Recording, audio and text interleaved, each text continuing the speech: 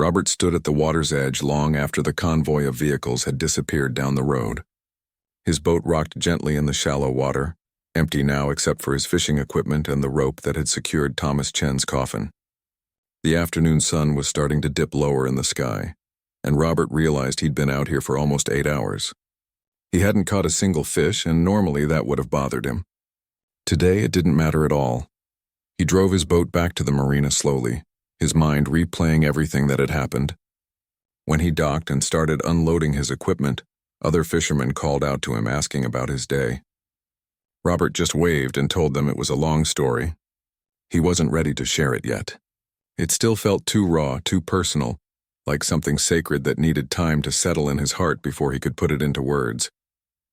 When Robert got home that evening, Patricia took one look at his face and knew something significant had happened. They'd been married long enough that she could read him like a book. Over dinner, Robert told her everything. About finding the coffin, about the flowers, about making the decision to open it and finding the letter, about calling Helen and meeting the family. Patricia cried as he talked, reaching across the table to hold his hand. "You did good, Robert," she said when he finished. "You did real good. That family will never forget what you did for them." "I keep thinking about Thomas and his wife," Robert admitted. 48 years together, and he only lasted 6 months without her. That's the kind of love people write songs about. The kind that most people never get to experience. Patricia squeezed his hand tighter. "We have that kind of love. Maybe we don't always say it out loud, but we do. I couldn't imagine my life without you in it." Robert felt tears in his eyes again. This day had cracked something open in him, made him see things differently. "I love you, Patricia." "I don't say it enough, but I do. I really do." That night, Robert couldn't sleep. He kept thinking about the family, wondering how they were doing, hoping the reunion with Thomas Chen's coffin had brought them some measure of peace. He thought about all the people who'd been affected by the flooding, all the families dealing with loss and displacement and trauma. The news had shown so much devastation, but behind every statistic was a human story, a family trying to piece their lives back together. 3 days later, Helen called. The reburial was scheduled for the following Saturday at a new cemetery on much higher ground. The family had made arrangements to reinforce the plot, to ensure this would never happen again. She gave Robert the time and location, and reminded him that he was expected to be there. Not just invited, but expected. He was family now. The day of the reburial was beautiful. One of those perfect autumn days when the humidity finally breaks and the air feels clean and fresh. Robert put on his only suit, the one he wore to weddings and funerals, and Patricia insisted on coming with him. They drove to the cemetery together, and Robert was amazed by how many people were there. The parking lot was full, and people lined the road leading to the burial site.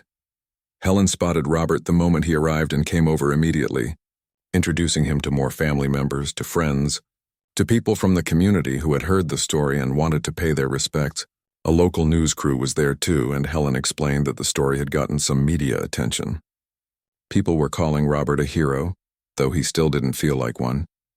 The ceremony was beautiful and heartbreaking and hopeful all at once. A military honor guard performed a flag ceremony, recognizing Thomas Chen's service to his country. The medals from his uniform had been carefully preserved and were displayed on a table next to the coffin, along with the wedding photo and the urn containing his wife's ashes. Helen and her siblings each spoke about their father, sharing memories that made people laugh and cry, sometimes at the same time. When it was time to lower the coffin into its new resting place, the honor guard folded the flag with precise, practiced movements and presented it to Helen. She held it against her chest and sobbed, surrounded by her family, and Robert felt his own tears falling again. He'd cried more in the past week than he had in years, but he wasn't ashamed of it. These were good tears, necessary tears, the kind that come from being present for something deeply human and meaningful. After the ceremony, there was a reception at a local community center. Robert and Patricia found themselves surrounded by people wanting to hear the story firsthand, wanting to shake his hand and thank him. It felt overwhelming, but also good in a way Robert couldn't quite explain. He'd spent most of his life working alone on the water, living a quiet existence. This sudden attention was strange, but the genuine gratitude from Thomas Chen's family made it worthwhile. As the afternoon went on, Robert found himself in deep conversation with Helen and her siblings. They wanted to know more about him, about his life as a fisherman, about his family. The conversation turned to the flooding and how many other families were still searching for displaced graves. David mentioned that he'd heard of at least a dozen other cases where remains hadn't been recovered yet. "That's awful," Robert said. "Those families must be going through hell not knowing where their loved ones are." "Someone should be looking for them," Angela said. "Someone should be doing what you did for Dad." The idea hit Robert like a lightning bolt. He looked at Patricia and she nodded slowly, reading his mind. "You're thinking about organizing searches," she said. It wasn't a question. "I know these waters," Robert said, speaking faster now as the idea took shape. "I know dozens of other fishermen who do too. We're out there every day anyway. What if we organized? What if we made it our mission to search for these missing graves? We could cover so much more ground than official search teams. We could bring these people home." Helen's eyes lit up. "That's brilliant. And we could help. Our family could help coordinate, could work with the cemetery boards and funeral homes to get information about who's still missing. We could make this happen." That conversation led to the creation of something Robert never imagined he'd be part of. Within 2 weeks, they'd formed a volunteer organization. Robert recruited fishermen from 5 different parishes, people who knew the waterways and were willing to spend their spare time searching. Helen and her family handled the administrative side, creating databases of missing remains, coordinating with authorities, and providing support to families who were searching. They called it the Bayou Recovery Project, and they named Thomas Chen as their inspiration. His photo, the one from his wedding day, became part of their logo, a symbol of love and the importance of bringing people home to their families. The first few months were hard work. Robert and his fellow fishermen spent countless hours searching, often finding nothing. But when they did find someone, when they could call a family and tell them their loved one had been recovered, it made everything worthwhile. They found 11 displaced graves in the first 3 months, reuniting 11 families with their loved ones. The local news picked up the story, and then regional news, and eventually it went national. Robert found himself doing interviews, telling the story of finding Thomas Chen over and over again. He always made sure to emphasize the love story, the reason why this work mattered so much. It wasn't just about recovering remains. It was about honoring the connections between people, about respecting the bonds that don't break even in death. The Bayou Recovery Project grew beyond anyone's expectations.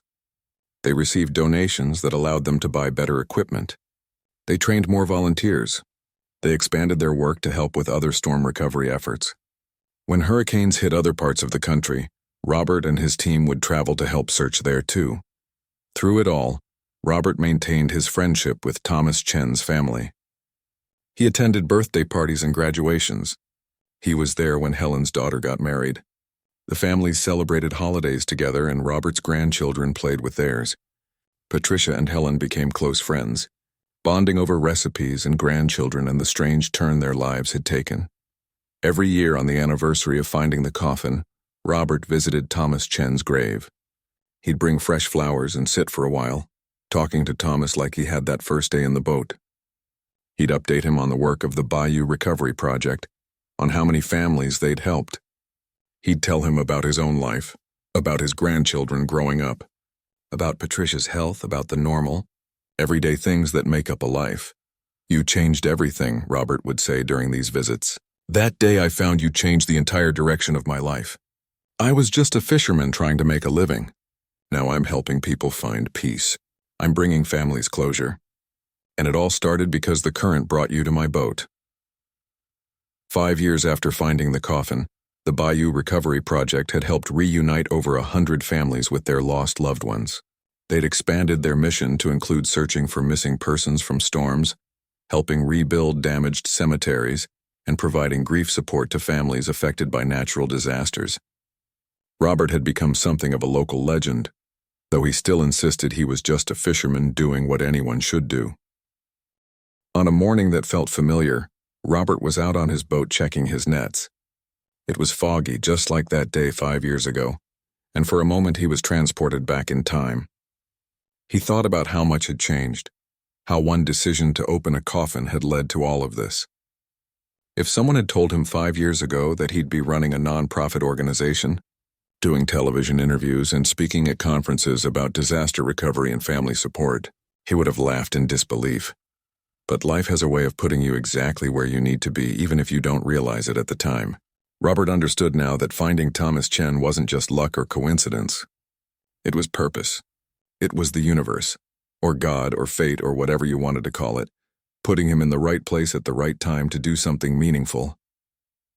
His phone rang, pulling him from his thoughts. It was Patricia. "You're not going to believe this," she said, her voice excited. "Helen just called. The governor wants to meet with you. They're creating a state program based on what you've been doing, and they want you to help lead it." Robert smiled, looking out at the misty water that had been his workplace and his sanctuary for so many years. "Tell her I'll do it," he said. "If it helps more families, I'll do whatever they need." As he hung up the phone, Robert thought about Thomas Chen one more time. He thought about a man who loved so deeply that he couldn't survive without his partner. He thought about a family who never gave up searching. He thought about how a single act of compassion, opening that coffin and reading that letter, had rippled outward in ways he never could have predicted. Robert had spent his whole life taking things from the water, fish and crabs and shrimp. But that September morning 5 years ago, the water had given him something far more valuable. It had given him purpose. It had shown him that even ordinary people can do extraordinary things when they choose compassion over convenience, when they choose to care even when it's difficult. The fog was lifting now, just like it had that first day. Robert started his engine and headed back to shore. He had work to do, families to help, and a legacy to honor. Thomas Chen might be at rest, reunited with his beloved wife in a place where no flood could ever reach them. But his story lived on, inspiring others to act with kindness, to never give up on bringing loved ones home, and to remember that love, real love, is stronger than anything nature can throw at it. And sometimes, Robert thought as his boat cut through the calm water, sometimes the most important thing you'll ever do starts with a simple choice to care about a stranger's story. That's all it takes to change the world. One family, one heart, one act of compassion at a time. Robert had been watching the road in the distance for almost an hour when he finally saw vehicles approaching. Not just one car, but several. A whole convoy moving fast along the highway before turning onto the access road that led to the water. His heart started pounding. This was it. The moment Helen and her family had been desperately waiting for was finally here. He stood up in his boat, waving his arms so they could spot him more easily. The vehicles parked in a rough line near the water's edge, and suddenly there were people everywhere. Robert counted at least 15 people spilling out of cars and trucks, all moving toward the water, some running, some helping older family members walk faster. The emotion was overwhelming even from a distance. A woman in her 40s was leading the group, and Robert knew immediately that this was Helen. She had her father's eyes, or at least what Robert imagined they'd looked like when he was younger and full of life. She was crying before she even reached the water's edge, her hands pressed to her mouth, her whole body shaking. Robert untied his boat from the post where he'd secured it and started the engine, carefully bringing the boat and the coffin to shore. The water was shallow here, and he was able to get close enough that he could walk the boat in the rest of the way, wading through water that came up to his knees. The moment the coffin came within reach, Helen collapsed. Her knees just gave out, and 2 men, probably her brothers based on their resemblance to Thomas, caught her before she hit the ground. They held her up as she reached out with shaking hands to touch the coffin, to touch those brass handles, to run her fingers over the wood like she couldn't quite believe it was real. "Dad," she whispered, and then louder, "Dad, oh my God, we found you. We found you." The rest of the family gathered around. 3 generations of people who all loved Thomas Chen. There were grown children, younger adults who were probably grandchildren, and several small children who didn't fully understand what was happening, but knew it was important. Everyone was crying, even the men who were clearly trying to hold it together. Robert stood back, giving them space, feeling like an outsider in this intimate family moment. But Helen turned to him, her face streaked with tears, and she moved toward him with purpose. Before Robert could say anything, she wrapped her arms around him in a hug so tight he could barely breathe. "Thank you," she sobbed into his shoulder. "Thank you, thank you, thank you. You have no idea what this means. We thought we'd lost him forever. The bayou is so big and the flooding carried things so far. We've been searching for 3 days. 3 days of not sleeping, not eating, just driving around, looking, calling everyone, posting online. And you found him. You found my dad. Robert hugged her back, this stranger who felt like family in this moment. I'm glad I could help, he said, his voice thick with emotion. Your father deserves to be with people who love him. One of the men stepped forward and shook Robert's hand firmly. I'm David, Helen's brother. This is our other brother, Kevin, and our sister, Angela. And this whole crowd is our kids and our wives and husbands. Dad would have loved seeing us all together like this, even if the reason breaks our hearts. Robert shook hands with each family member who approached him. They all wanted to thank him, to tell him stories about Thomas.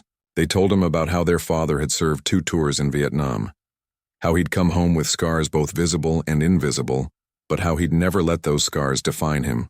They talked about how he'd worked as a mechanic for 40 years, how he could fix anything with his hands, how he'd taught all his children to be self-reliant and strong, but mostly, they talked about the love story. Angela, the youngest daughter, told Robert about how her parents had met at a USO dance when her father was home on leave. Her mother had been a nurse and she'd promised to wait for him while he finished his service. And she did wait. When Thomas came home for good, they got married 3 weeks later. That wedding photo in the coffin was from that day, Angela explained. It was her father's most treasured possession. They were inseparable, Angela said, wiping tears from her eyes. 48 years they were married. 48 years of being best friends, partners, everything to each other. When Mom got cancer, Dad was with her every single day of her treatment. He slept in a chair next to her hospital bed. He held her hand through every chemo session. And when she died 6 months ago, something in Dad just broke. Kevin picked up the story. We all saw it happening. Dad tried to be strong for us, tried to act like he was okay, but he wasn't. He lost weight. He stopped fixing things, which was huge because Dad always had a project going. He'd just sit in his chair looking at photos of Mom. He told me once that he felt like he was only half alive, that the best part of him had died with her. We tried everything, David added. We invited him to move in with one of us. We took him to doctor appointments. We got him into a grief support group. But nothing worked. His heart was broken in a way that couldn't be fixed. And then one morning, Helen went to check on him and found him in his chair holding Mom's photo. The doctor said it was his heart. But we all knew what it really was. He died of a broken heart. Robert felt tears streaming down his face again, and he didn't bother wiping them away. This story was too powerful, too real, too human. I read your letter, he told Helen. The one you put in the coffin. That's how I knew to call you. Helen nodded. I wrote it the night before the funeral. I needed Dad to know that we understood. We weren't angry that he couldn't live without Mom. We got it. Their love was the kind that happens once in a lifetime if you're lucky. The kind where 2 people become one person. How do you survive losing that? We decided to have Mom's ashes buried with Dad, Angela explained. We'd been holding on to them, weren't sure what to do. But when Dad died, it was so clear. They needed to be together. It's what they both would have wanted. The family began working together to lift the coffin from Robert's boat. It took 6 of them, 3 on each side, and even then it was heavy. They carried it carefully to a truck that had a covered bed, and they secured it with straps and blankets. Robert helped, feeling honored to be included in this family moment. As they worked, Helen told him about the flooding. The cemetery where they'd buried Thomas was built on what everyone thought was high ground. It had been there for over 100 years without any problems. But this storm was different. The water rose faster and higher than anyone predicted. The cemetery flooded, and the force of the water was so strong that it actually displaced several graves, including new ones where the earth hadn't fully settled yet. We got the call from the cemetery the morning after the storm, Helen said. They told us several graves had been washed out and Dad's was one of them. I literally fell to the floor. We'd just buried him 2 days before, 2 days. We hadn't even had time to grieve properly, and now this. The family had sprung into action immediately. They'd contacted every authority they could think of. They'd hired private searchers. They'd driven up and down every waterway in 3 parishes. They'd posted on social media, called local fishermen and boat operators, checked with rescue teams who were searching for storm victims. Every day for 3 days they'd searched from sunrise to sunset. Last night I almost gave up, Helen admitted. I was so exhausted and heartbroken. I told my husband that maybe the bayou had taken Dad, and we just needed to accept that. But he told me not to give up. He said someone would find Dad. Someone good and decent would bring him home. And here you are. He was right. Robert felt humbled by her words. I was just doing what anyone would do. No, David shook his head firmly. Most people would have called the authorities and left it at that. You stayed with him. You protected him. You opened the coffin to find information to help us, and you treated Dad with respect while you did it. That's not just anyone. That's someone special. The coffin was secure in the truck now, and the family began gathering their things, preparing to escort their father home. But Helen had one more thing to do. She reached into her purse and pulled out an envelope, holding it out to Robert. This is for you, she said. For your time, for your care, for everything. Robert held up his hands, backing away. No, ma'am. I don't want money for this. This wasn't about money. Please, Helen insisted. You lost a whole day of work. You probably lost equipment or catches. Let us at least cover that. But Robert was firm. I found your father because I was supposed to find him. This was meant to happen. I don't want payment for doing the right thing. What I want is to know that he gets home safe, and that you and your family find peace. Helen looked at him for a long moment, then nodded slowly. Okay, but you have to promise me something then. You have to come to the reburial. When we lay Dad to rest again, properly this time in a place the water can't reach him. I want you there. You're part of this story now. You're part of our family story. Robert felt emotion welling up again. I'd be honored to be there. They exchanged phone numbers, and Helen promised to call him with the details as soon as they had everything arranged. The family began loading back into their vehicles, but not before each person came to shake Robert's hand or hug him one more time. The grandchildren, even the young ones, seemed to understand that this man had done something important for their grandfather. Robert stood in his boat, holding that letter, and for the first time in probably 20 years he cried, not just a few tears that he could wipe away and pretend didn't happen. Real crying, the kind that comes from somewhere deep inside, the kind that you can't control even if you want to. His shoulders shook and he had to sit down because his legs felt weak. He understood now. The fresh flowers, the beautiful casket, the careful way Thomas Chen had been laid to rest with his wife's ashes and their wedding photo. This wasn't just a burial. This was a family's final act of love for a man who had loved so deeply that he couldn't survive without his partner. And the flood had torn it all apart just days after they'd said goodbye. Robert looked at Thomas Chen lying there in his military uniform, and he wondered about the life this man had lived. Those medals on his chest meant he'd served his country, probably in Vietnam based on his age. He'd seen combat, survived war, come home and built a life. He'd married that beautiful woman in the photo, raised at least one daughter, probably more children. He'd lived through decades of joy and struggle, triumph and loss, and in the end his greatest wish was simply to be with his wife again. The letter said they'd been searching for him. That meant Helen and her family were out there right now, probably driving along every waterway, calling every authority, desperate to find their father. Robert imagined them checking their phones constantly, hoping for news, any news. He imagined them lying awake at night, tormented by thoughts of where their father might be, whether they'd ever find him. And here Robert was, holding the answer to their prayers, tied to his fishing boat in the middle of a bayou. He carefully placed the letter back where he'd found it, making sure it was secure. He looked at the wedding photo again, at the young couple smiling at the camera with their whole lives ahead of them. They'd probably been through so much together, raising children, building careers, growing old side by side. When you live with someone for that long, when you share your whole life with them, they become part of you. Losing them must feel like losing half of yourself. Robert's own wife, Patricia, had been his partner for 28 years. They'd had their ups and downs like any couple, but he couldn't imagine life without her. When he came home from fishing every day, she was there. When he woke up in the morning, she was beside him. She knew his moods, his habits, his fears and dreams. If something happened to her, Robert didn't know if he'd be able to go on. He understood Thomas Chen better than he wished he did. Carefully, reverently, Robert began to lower the coffin lid. It felt wrong to leave it open, exposed to the sun and elements. Thomas Chen deserved dignity and privacy. As Robert worked to seal it back as best he could, he made a silent promise. He would not let this man stay lost. He would not let Helen and her family continue suffering.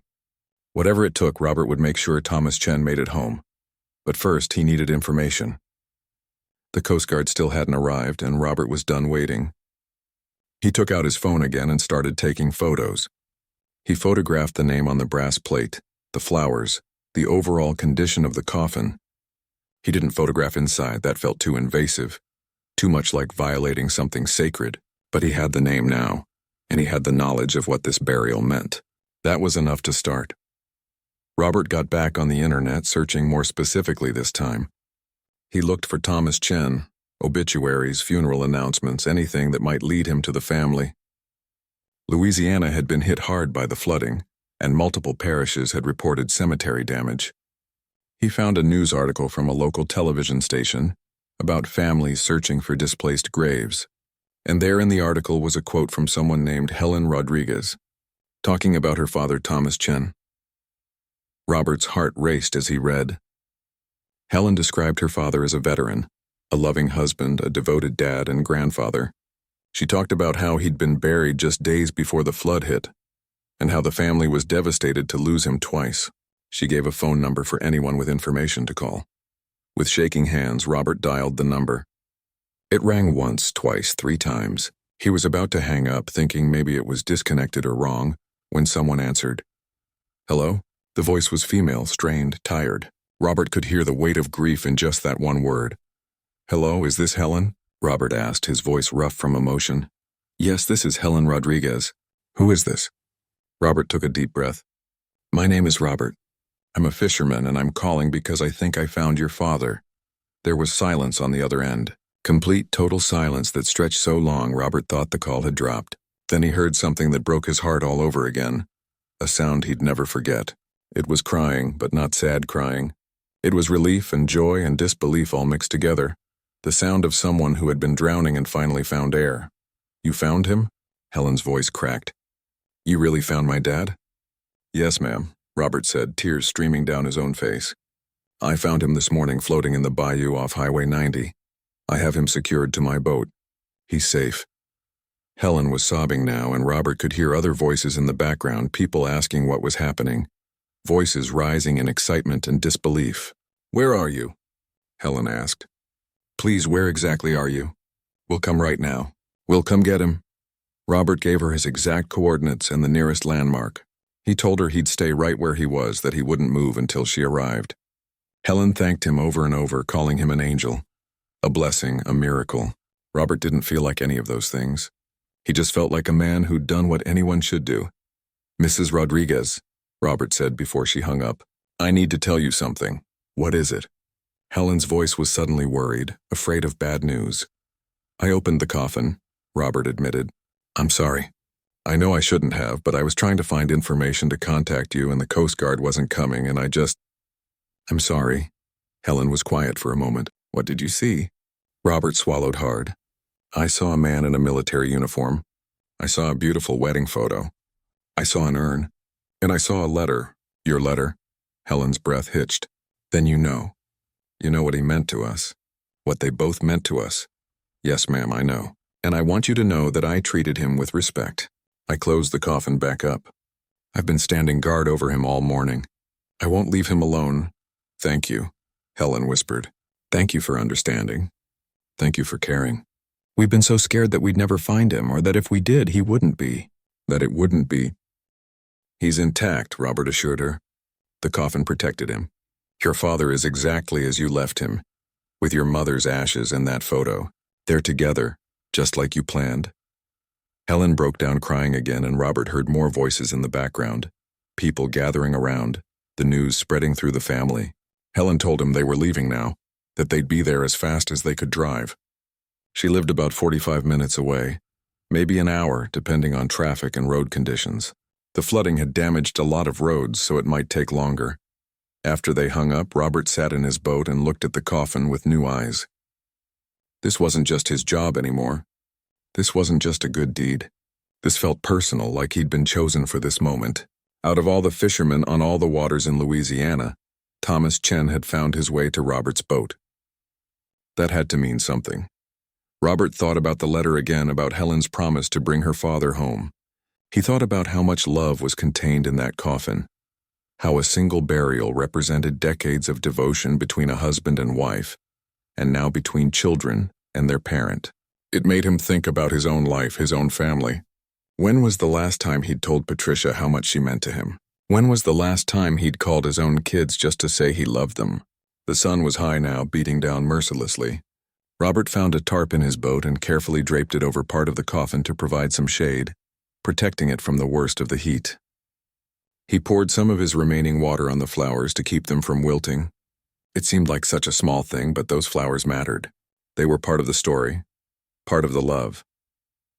As Robert waited for Helen and her family to arrive, he found himself talking to Thomas Chen. It felt silly at first, talking to a coffin, but somehow it also felt right. "You're going home," Robert said quietly. "Your daughter is coming. Your family never gave up on you. They've been searching this whole time and now they found you. Or I guess I found you, but really maybe you found me. Maybe you knew I'd take care of you until your family could get here." Robert told Thomas about his own life, about Patricia and their children, about 32 years of fishing these waters. He talked about his father and how much he missed him. He talked about how scared he'd been when he first saw the coffin, but how finding that letter had changed everything. It had transformed this from a frightening discovery into something meaningful, something that reminded Robert why human connection matters so much. Time seemed to move differently as Robert sat there in his boat, keeping watch over Thomas Chen. Robert had been sitting in his boat for almost 2 hours now, and the Coast Guard still hadn't arrived. The sun was fully up, and what had started as a cool morning was turning into another humid Louisiana day. Sweat dripped down his back and his water bottle was nearly empty. He'd tried calling the Coast Guard twice more, but each time they told him the same thing. They were overwhelmed. They'd get to him when they could. As the minutes ticked by, Robert found himself staring at the coffin more and more. He'd cleaned off more of the brass plate, and now he could read the full name, Thomas Chen. Below the name was a date, and when Robert did the math in his head, his stomach dropped. This burial had happened just 3 days ago. 3 days. That meant the flooding had ripped this coffin from the ground almost immediately after the funeral. The family probably hadn't even had time to process their grief before they lost their loved one all over again. Robert tried to imagine what that must feel like. You bury someone you love, you say your goodbyes, you think at least they're at peace now, and then a storm comes and takes even that away from you. It seemed cruel in a way that made Robert angry at the universe, at nature, at the unfairness of it all. He kept thinking about those fresh flowers. Someone had tied them to the handle recently, which meant someone knew the coffin was missing and had maybe even found it briefly before losing it again. Or maybe the flowers had been placed there at the burial, and they were just that fresh, preserved somehow by the water. Robert didn't know, but either way, those flowers represented love. They represented someone who cared deeply. The longer Robert sat there, the more something nagged at him. It wasn't just curiosity, though, that was part of it. It was something deeper, a feeling that he needed to know who was inside this coffin. Not in a morbid way, but in a human way. If he knew who this person was, maybe he could help get them home to their family faster. Maybe he could be the one to bring some peace to people who were desperately searching. Robert had always been a practical man, someone who followed rules and did things by the book. But sitting there in the hot sun, tied to a floating coffin in the middle of a bayou, waiting for help that might not come for hours, he started to think differently. What if the Coast Guard didn't get here until nightfall? What if they couldn't come at all and told him to just tow it to shore himself? What if this coffin floated away somehow and Thomas Chen's family never found him? He looked at his toolbox. Inside was a crowbar, something he used for prying open stuck hatches and dealing with various boat repairs. He could open the coffin. He could see if there was any identification inside, any information that might help him contact the family directly. It felt wrong to even think about it, like he'd be disturbing something sacred. But wasn't it more wrong to just sit here doing nothing when a family was out there suffering? Robert picked up his phone. He had decent signal out here, surprisingly. He started searching online for recent burials in the area, for anyone named Thomas Chen. He found several funeral homes that had been affected by the flooding, and he read news articles about how the storm had damaged cemeteries across 3 parishes. Dozens of graves had been disturbed. Some bodies had been recovered quickly, but others were still missing. The articles quoted grieving families, and Robert had to stop reading because it hurt too much. But he didn't find anything specific about Thomas Chen. The name was mentioned in one article as part of a list of missing remains, but there were no details, no family contacts, Nothing Robert could use to help. He set his phone down and stared at the coffin again. The brass handles gleamed in the sunlight. The wood was swollen from the water, but still beautiful, still clearly expensive. Someone had paid good money for this casket. Someone had wanted Thomas Chen to have the best, to be honored properly. And now here he was, floating in a bayou, tied to a fishing boat with rope that smelled like fish and salt. Robert made his decision slowly, thinking it through from every angle. He wasn't doing this out of disrespect. He was doing this because it was the right thing to do. If he could find information that led him to Thomas Chen's family, if he could give them peace even a few hours sooner, then it was worth it. He'd want someone to do the same for his father. Standing up in his boat, Robert felt his legs protest. He'd been sitting too long and his knees always ached these days. He was getting old, though he didn't like to admit it. He carefully positioned himself next to the coffin, which was still tied securely to his boat. The water lapped gently against both vessels and a bird called out somewhere in the distance. Otherwise, the world was quiet, like it was holding its breath. Robert grabbed his crowbar from the toolbox. His hands were shaking again, and he had to take a deep breath to steady himself. He said a quiet prayer, something he hadn't done in years. He wasn't particularly religious, but this moment seemed to call for it. He asked for forgiveness if what he was about to do was wrong, and he asked for strength to handle whatever he found inside. The coffin lid was sealed, but the water had warped the wood enough that Robert could work the crowbar into the gap. He worked slowly, carefully, not wanting to damage anything more than necessary. The seal was strong, much stronger than he expected. Whoever had prepared this burial had done it right, had made sure everything was watertight and secure. It took Robert almost 15 minutes of careful prying before he heard the first crack of the seal breaking. His heart was pounding so hard he could hear it in his ears. Sweat poured down his face and his shirt was soaked through. He wasn't sure if it was from the heat or from nerves. Probably both. The lid was heavy, much heavier than he anticipated, and he had to use all his strength to lift it. For a moment he worried he wouldn't be able to do it, that he'd have to give up and just wait for the authorities after all. But then the lid moved. It rose slowly and Robert heard the soft hiss of air escaping. The smell that hit him wasn't what he expected. It wasn't terrible or overwhelming. It was musty and earthy, mixed with something floral. Those flowers, he realized, and maybe embalming fluid. He didn't know much about that sort of thing. Robert lifted the lid higher, his muscles straining, and then he could see inside. His breath caught in his throat, and for a moment he couldn't move, couldn't think, couldn't do anything but stare. Inside the coffin was an elderly man, probably in his 70s. He was dressed in a military uniform, dark and formal, with medals pinned to the chest. The uniform was pristine, carefully pressed, and the medals gleamed even in the filtered sunlight. This was a veteran, Robert realized, someone who had served his country, who had earned those honors through sacrifice and service. But that wasn't what made Robert freeze. It wasn't what made tears suddenly spring to his eyes without warning. It was what the man was holding. Cradled in the man's arms, positioned carefully across his chest, was a photograph in a waterproof frame. Robert could see it clearly even from where he stood. It showed a young couple, the man in the coffin when he was much younger, maybe in his 20s, and a beautiful woman in a wedding dress. They were smiling, radiantly happy, the way people only smile on the best day of their lives. The photo looked old, probably from the 1970s based on the style and coloring, and there was something else. Next to the man, tucked carefully beside him, was a small urn. It was simple, made of what looked like brass or copper with an elegant design carved into its surface. Robert didn't need to be told what was in that urn. He knew. This man had been buried with someone's ashes, and based on that wedding photo, Robert could guess whose ashes they were. His wife. Thomas Chen had been buried holding a photo of his wife in her ashes. Robert's eyes blurred with tears, and he had to wipe them away roughly with the back of his hand. He'd seen a lot in his 52 years, had experienced joy and sorrow and everything in between, but something about this moment broke through all his defenses. This wasn't just a coffin. This wasn't just a body.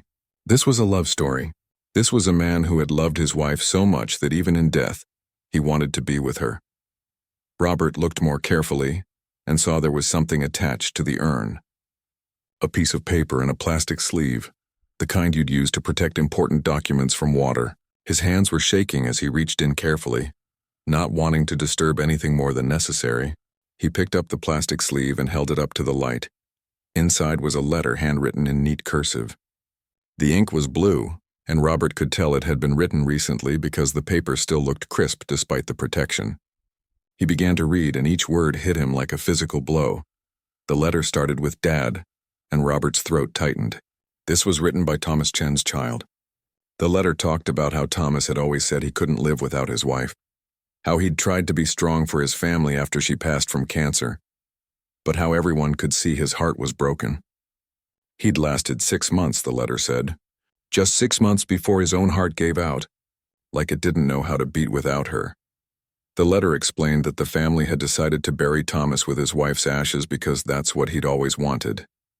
They wanted him to rest knowing he was finally reunited with the love of his life. The letter was signed by someone named Helen, who called herself your daughter, but there was more, a postscript that made Robert's heart break all over again. It said, "The flood took you from us, but it can't take our love. We're searching for you, Dad. We'll bring you home. We'll make sure you and Mom are finally at peace together. I promise." The morning fog was so thick that Robert could barely see 10 feet in front of his boat. He'd been fishing these Louisiana waters for 32 years, and he knew every curve, every sandbar, every hidden danger, like the back of his weathered hands. At 52 years old, he didn't need perfect visibility to do his job. The water spoke to him in ways that younger fishermen didn't understand yet. They relied on their fancy GPS systems and fish finders. Robert relied on instinct, experience, and a deep respect for the bayou that had fed his family for 3 decades. This particular September morning felt different, though. The air was heavy and still, the kind of stillness that comes after a storm has passed through. Hurricane season had been brutal this year, and the flooding had been worse than anything Robert had seen in his lifetime. Entire neighborhoods had been underwater. The news showed families being rescued from rooftops, cars floating down streets that used to be busy with traffic, and communities torn apart by the relentless water. Robert had been lucky. His house sat on higher ground, and while his yard had flooded, his home remained dry. But the storm had changed the landscape of the bayou he knew so well. Trees that had stood for 100 years were now uprooted and scattered. Debris floated everywhere, making navigation dangerous even for someone with his experience. He'd already pulled out refrigerators, pieces of houses, children's toys, and things he tried not to think too much about. As his small fishing boat chugged along, Robert was checking his nets, hoping the storm hadn't destroyed all his equipment. Fishing had been slow since the hurricane. The water was murky and disturbed, and the fish had scattered to calmer areas. But Robert couldn't afford to stop working. He had bills to pay, a wife who needed her medication, and grandchildren who depended on the money he sent their way when their own parents fell short. That's when he saw it. At first, it was just a dark shape in the fog, floating about 50 yards ahead. Robert squinted, trying to make sense of what he was seeing. His first thought was that it was part of a dock or maybe a large piece of furniture. The storm had carried all sorts of things into the bayou. Just last week, he'd found a piano bobbing in the water, its keys still visible above the surface, creating the strangest sight he'd ever seen. But as he got closer, his stomach tightened with an uncomfortable feeling he couldn't quite name. The shape was too symmetrical, too purposeful to be random debris. Robert cut his engine and let the boat drift closer, the only sound being the gentle lapping of water against the hull and the distant call of a heron somewhere in the fog. When he was close enough to really see it, Robert's breath caught in his throat. It was a coffin. An actual coffin, floating in the water like some horrible nightmare. The wood was dark, looked expensive, with brass handles that caught what little light filtered through the fog. It was upright, bobbing gently with the current, moving slowly toward the deeper part of the bayou. For a moment, Robert just sat there, his hands gripping the steering wheel of his boat, his heart pounding in his chest. In all his years on the water, he'd seen a lot of strange things. He'd pulled up Civil War relics in his nets, found message bottles from who knows where, and once even discovered a small safe that turned out to be empty. But this was different. This was someone's final resting place, torn from the ground and cast into the water like a piece of trash. Robert grabbed his radio with shaking hands. He needed to call the Coast Guard, the police, someone who knew what to do in a situation like this. But as he reached for the radio, he stopped. He could see something on the coffin, something that made him lean forward to get a better look. There were flowers tied to one of the brass handles. Fresh flowers, not the kind that had been underwater for days or weeks. These looked like they'd been placed there recently, maybe even yesterday. That detail hit Robert harder than finding the coffin itself. Someone had put those flowers there. Someone who loved the person inside. Someone who had stood at a graveside, probably crying, probably saying their final goodbyes, never imagining that their loved one would end up floating in a bayou. Robert maneuvered his boat closer, his years of experience guiding him, even though his hands were trembling. He knew he shouldn't touch it. This was probably a crime scene, or at least something the authorities needed to handle. But he couldn't just leave it here. The current was pulling it toward deeper water. If he didn't secure it now, it might be lost forever, swept out into the Gulf where it would never be found. Making a decision that went against every cautious bone in his body, Robert grabbed his rope and carefully threw a loop around one of the brass handles. The coffin was heavier than he expected, and for a moment he worried his rope wouldn't hold. But it did. He tied it securely to his boat and sat back, staring at what he'd just done. Now he picked up his radio. His voice came out rougher than he intended when he called the Coast Guard.